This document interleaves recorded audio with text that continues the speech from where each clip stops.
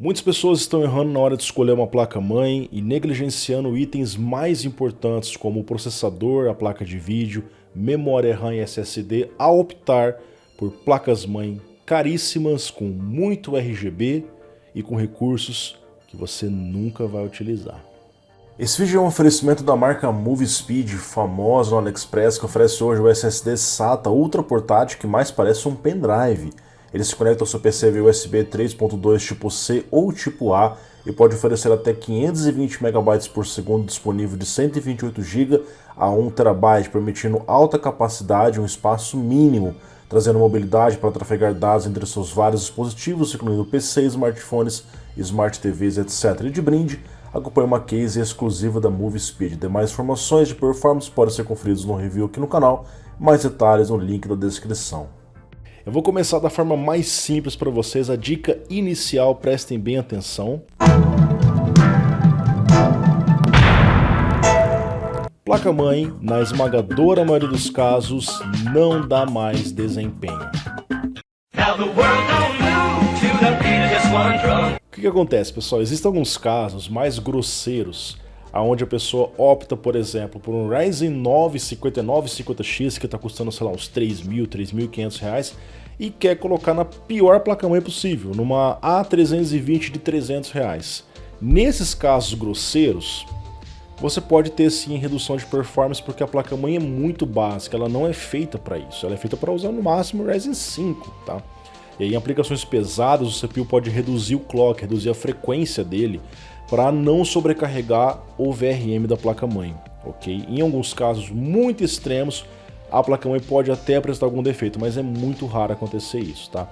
Então, o que acontece? Nesses casos você realmente ganha mais performance tendo uma placa-mãe um pouco melhor, mas acontece que são casos extremos. Na maioria dos casos, as pessoas vão estar utilizando o Ryzen 5, o Ryzen 7 e já compram uma placa-mãe intermediáriazinha B, às vezes gastam demais numa placa X, e é aí que mora o problema. Eu quero explicar para vocês isso, pessoal. Quando você compra uma super placa-mãe, eu vou sair de uma placa B para uma placa X ou para uma placa Z. Não necessariamente o meu processador, minha placa de vídeo vai desempenhar mais, tá? O que eu vou perceber? Que essas placas-mãe, elas trazem mais recursos on-board e mais qualidade em alguns recursos. Um exemplo, placas-mãe simples, PCI Express 3.0. Placas-mãe um pouco melhores já traz o PCI Express 4.0. Se eu tenho um SSD PCI Express 4.0, eu vou estar aproveitando melhor ele, certo? Então eu tenho uma placa-mãe com mais recursos para aproveitar aquele certo dispositivo. Mas normalmente nem isso faz tanta diferença para o dia a dia das pessoas, tá? Então placa-mãe são recursos on-board. Você tem que fazer uma autoavaliação. O que eu preciso para comprar? Eu preciso de uma placa-mãe que tenha 4 slots de memória. Eu quero colocar 64 GB de memória. Não, para mim basta ter 2 slots de memória que eu vou colocar 16 ou 32 GB. Então você tem que avaliar essas coisas. Quantos PCI Express a placa tem? Eu vou usar uma placa de áudio, uma placa de rede externa, uma placa SATA externa ou só placa de vídeo? Quantas USB na parte de trás tem? Quantos slots M2 tem? Quantas conexões ARGB 5V a placa-mãe tem? Se é que ela tem. Eu comprei um watercooler que tem ARGB sincronizado. A minha placa-mãe tem essa conexão? 12V ou 5V? É isso, basicamente, o que você precisa olhar. Quantas conexões para fãs a minha placa tem? A partir disso, você vai filtrando as placas que tem no mercado a partir do socket do seu processador, tá? E você pode verificar que existem opções desde os 400, 500 reais até 5 mil, 6 mil reais, tá? Por que existem placas tão caras? São placas que muitas das vezes são recheadas de recursos para pessoas específicas que vão aproveitar aquilo ali. Ou às vezes é só marketing, é só uma placa muito bonita, com coisas que não fazem tanto sentido assim. Então ela tá ali, às vezes, para ser um diferencial, aquele chamariz da marca. Mas o que realmente faz sentido são placas bem mais baratas. E as pessoas às vezes erram e o marketing das empresas ajuda nisso.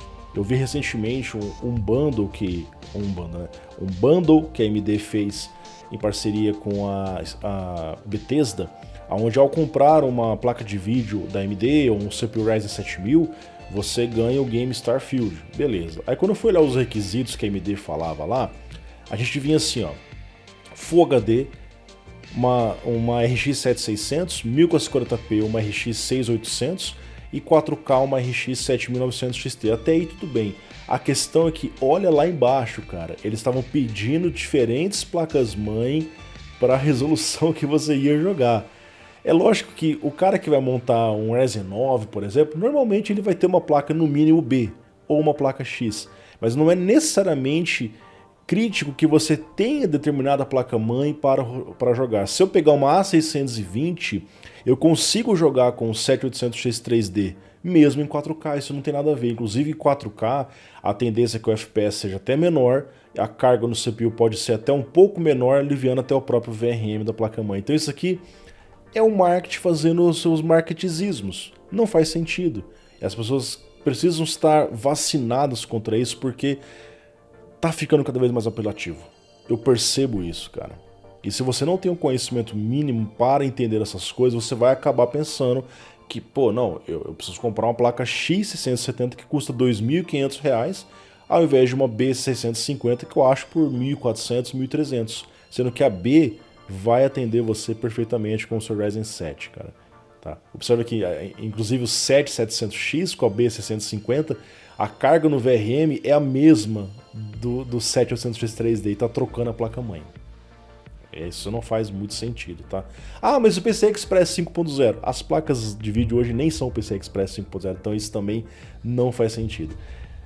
Existem outras ocasiões que as pessoas acabam se equivocando, que é por falta de conhecimento. E isso muitas pessoas acabam tendo.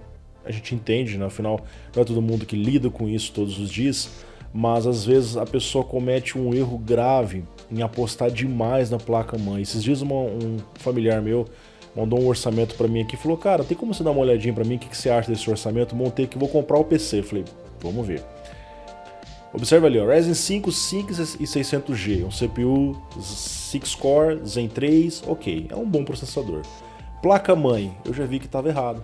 B550M Aorus Elite, cara, a placa-mãe custava acho que uns R$ 1.000, mais que o processador. Aí ok, você fala assim, tá bom, mas vai ter placa de vídeo. Não, não tinha placa de vídeo. Gastou demais na placa-mãe e não colocou placa de vídeo. A placa-mãe não vai fazer nada de diferente para esse Ryzen. Ela só é bonita, tem uma carenagemzinha ali, alguma coisinha assim. Aí montou ali 16 GB de RAM, SSD SATA, inclusive o Kingston 400 é um dos piores SATAs que existe no mercado, um dos piores, tá? Uma fonte Pure Power, sinceramente não conheço muita marca, desconfiaria total dessa fonte. E o gabinete, beleza, Montec. Eu montei um PC com o mesmo preço, é que eu fui tirar o print agora, subiu algumas peças, mas tinha ficado o mesmo preço, R$ 3.600. Com o Ryzen 5 4500, que também é um 6-core, só que ele é Zen 2, beleza. Uma placa-mãe A520, cara, é o máximo que um cara precisa. Essa pessoa ia fazer um uso muito casual. Não ia precisar de nada que tinha na Aorus Elite ali, cara. Então foi na Asus Prime. Os mesmos 16 GB. Aí olha só, eu coloquei uma placa de vídeo. O setup anterior não tinha placa de vídeo, era gráfico integrado. Eu coloquei uma 1660 Super, que é uma placa que hoje em dia nem faz tanto sentido. Já faz um tempo que eu montei esse orçamento. Na época 6600 não estava tão barata. Então você vê, com basicamente o mesmo preço, eu coloquei uma placa de vídeo que vai ser, sei lá, 300, 400% mais rápido que o gráfico integrado. E ainda troquei o SSD SATA e coloquei um SSD NVMe. E troquei a fonte, pus uma fonte Montec que é de melhor qualidade, tá? Então você vê, a placa-mãe foi uma das peças, é a peça mais cara ali. E isso não faz sentido, a placa-mãe não pode ser a peça mais cara quando o seu setup não é o mais caro. Diferente assim, Lucas, eu já coloquei um Core i9, um Ryzen 9, eu tenho uma 4080 e agora eu vou comprar uma placa-mãe de R$ 5.000. Cara, beleza, já gastou o que podia em CPU e placa de vídeo. Investir o máximo ali, investe o máximo na placa-mãe, cara. Certo? Aí faz sentido que você faça isso. É igual aqui, ó. Essa minha máquina, eu tenho uma 7900 XTX com o Core i7. Esse Core i7 eu nem quis colocar o i9 porque a diferença é muito pequena entre os dois. É só alguns núcleos de eficiência. E aí eu gastei com placa-mãe, com a Tricooler Custom, porque eu já tinha um setup high-end. 64 GB de memória, 4 TB de SSD. Montei o setup high-end, cara, eu tenho espaço para gastar mais com water cooler, com placa-mãe, eu vou gastar. Se o meu orçamento é curto, cara, placa-mãe é o mínimo que eu preciso. Não vou gastar muito com placa-mãe porque ela não vai fazer diferença para mim no dia a dia. Esse é um ponto, tá? Outra coisa que as pessoas falam, não, Lucas, mas espera aí, cara. Eu prefiro pegar, ao invés de placa A, né, A620, A520, A320, prefiro pegar as placas B. No caso da AMD, porque a B faz overclock, né? E no caso da Intel, eu prefiro pegar uma placa Z para fazer overclock. Cara, overclock hoje não faz sentido para o usuário comum. Olha os CPUs que nós temos no mercado, cara. Os Ryzen 7000, todos batem 5 GHz. Os Ryzen 5000 tá ali 4.4 para cima, tá? Os CPUs Intel também, cara, 4 GHz, 4.5, tem muitos CPUs que é 5, 5.3, 5.5. Cara, pra que fazer overclock? São CPUs normalmente muito quentes, eu faço overclock, eu entro na síndrome do upgrade, eu começo, fiz overclock, aí troca cooler, troca fonte, troca placa-mãe, gasta tudo e na prática, quanto que eu ganhei de performance? 5%? Onde que eu estou usando essa performance? Para fazer benchmark, o cara nem joga mais. Então, overclock não faz sentido para usuários comuns. O cara, eu sou entusiasta. Beleza, você é entusiasta. Agora, o cara, usuário comum, não perca tempo com overclock. Perca tempo jogando ou trabalhando com a sua máquina. Porque o overclock, ele vai necessitar equipamentos mais caros e muitas das vezes não vai fazer sentido para você gastar tanto numa super placa-mãe para fazer overclock num Core i5 no Ryzen 5. Beleza? Outra coisa, muitas pessoas também falam assim, não, Lucas, eu não vou fazer overclock, mas eu vou comprar uma super placa-mãe porque eu quero fazer upgrade futuro. Tá. Eu conheço, cara, pelo menos umas 20 pessoas que compraram uma super placa-mãe na época, passou 1 ano, 2, 3, 5, 6 anos, sabe quantos upgrades o cara fez? 0. Nenhum upgrade. Porque o cara montou uma máquina muito boa e esqueceu, cara. Foi passando o tempo e ele não fez upgrade. Por quê? Às vezes faz mais sentido eu montar uma máquina, beleza, montei uma máquina legalzinha ali, e espero para trocar 1, 2, 3 gerações depois, porque aí eu pego todas as inovações que as novas gerações trouxeram e atualizo de uma vez só, ao invés de ficar fazendo pequenas atualizações todos os anos. Eu sei que tem pessoas que gostam de trocar todos os anos, mas muitas pessoas, e comente aqui no chat se é o seu caso, não fazem isso. Montam a máquina e passam 5, 6, 7 anos, 8 anos, aí troca tudo, placa-mãe, CPU, memória SSD, placa de vídeo, para um novo PC cheio de tecnologias, cheio de coisas novas. Imagina lá atrás, o cara que falou assim, não, Lucas, eu vou comprar um i5 6400, testei muito esse i5 aqui, inclusive, que era um i5, se eu não me engano, 2/4 ou 4/4, não lembro agora, acho que era 4/4. E vou pôr uma placa-mãe Z170 porque eu quero fazer o upgrade para um i7 depois, um 7700K, sei lá. O 7700K que era 4 núcleos e 8 threads, hein? Na época então só liberava CPU assim. Imagina hoje o cara vendo um i7 com 16 núcleos. Um i9 com 24 núcleos. Quer dizer, ele colocou uma super placa-mãe lá atrás pensando em upgrades, mas hoje faz sentido fazer o quê? Trocar tudo e pegar a geração nova. Cara, o i5 hoje tem 6 núcleos. Tem i5 de 10 núcleos, tem i5 de 14 núcleos. Olha isso, tem i5 de 14 núcleos. Então não faz sentido eu investir super alto numa placa-mãe pensando em fazer upgrade, porque normalmente eu fico limitado naquela geração, tá? Nos Ryzen talvez até possa fazer sentido, porque os Ryzen realmente receberam muitas gerações, mas CPUs Intel ainda são a maioria do mercado. O market share da Intel é muito maior que o da AMD ainda, tá? Então eu tô falando de uma forma genérica para os dois, mas no geral as pessoas não ficam fazendo tantos upgrades assim, tá? Tem casos e casos, é claro, às vezes a pessoa montou um setup muito fraquinho no caso do AM4, a M4 facilitou muito o upgrade, então são situações e situações, tá? E o ponto é evitar gastar muito na placa-mãe quando você gasta muito pouco no processador. Às vezes o cara coloca lá uma placa-mãe X570, ele poderia colocar uma A520 e gastar mais na placa de vídeo, dar um salto, sair da série 60 para a série 70. Isso vai fazer mais diferença no seu jogo. Isso vai trazer mais longevidade. Às vezes o cara está colocando um i3, ele poderia colocar um i5. E isso vai manter sua máquina por mais tempo, com as peças mais rápidas, por assim dizer. Não a placa-mãe mais cara, tá? E outra coisa, pessoal. Placa B, hoje, são melhores do que nunca.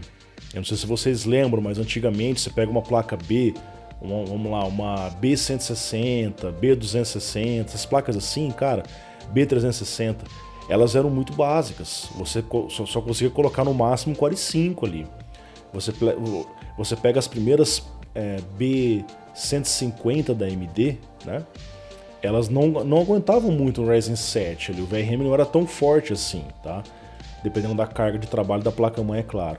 Hoje em dia, cara, as placas B são muito fortes. B antigamente era de básico, hoje é B de bombado. Pega uma placa B 660 intermediário para socket LGA 1700, por exemplo, aquela B660M TUF Plus, cara, ela aguenta o Core i9 13900K, uma placa B. Tá? Você pega uma B550 também desse mesmo nível, Asus TUF, ela aguenta o 5950X em overclock, tá? Pega uma B650 também, vai aguentar o 7950X, 7950X 3D sem nenhum problema, tá bom? E o que acontece? As placas B hoje, elas fazem até mesmo overclock. Antigamente era diferencial de placa Z, no caso da Intel, overclock. Hoje a placa B tem alguns métodos para fazer overclock ali via BCLK, overclock de memória nelas já é liberado, antigamente não era liberado nem ajustar o XMP acima da frequência nativa do controlador de memória, hoje placa B faz isso, tá? Então placa B ela é o máximo que a maioria das pessoas precisam. Placa X e Z hoje são dispensáveis para a maioria das pessoas, porque elas basicamente trazem mais recursos on-board e não necessariamente um suporte mais avançado para o i9 e para o i7, tá? É mais recursos, um VRM mais forte, vai aguentar um overclock, coisas que para o usuário comum acabam sendo um pouco dispensáveis. Pessoal, videozinho um pouquinho longo para explicar para vocês o meu ponto de vista sobre placa-mãe, tá? Em resumo você quer ter uma placa-mãe super cara? Beleza, cara. Invista primeiro aonde vai fazer diferença para você. Processador, placa de vídeo, memória RAM, SSD. Alcançou o nível que você queria, aí você compra uma boa placa-mãe. Porque o que vai fazer diferença é esses 4 itens que eu falei para você. E não fique pensando muito em overclock, não fique pensando muito em super upgrades, então vou comprar uma super placa-mãe para isso, porque muitas das vezes a pessoa compra, passa anos e ela não troca. Aí ela pega logo um kit todo novo, com muitas tecnologias que sempre está acompanhando e traz isso para o seu PC. Muito obrigado, grande abraço. Caso vocês queiram pegar um novo PC, grupo de promoções, Telegram, WhatsApp, só acessar lá. Estamos divulgando diariamente várias e várias promoções. Valeu, falou, tchau, tchau.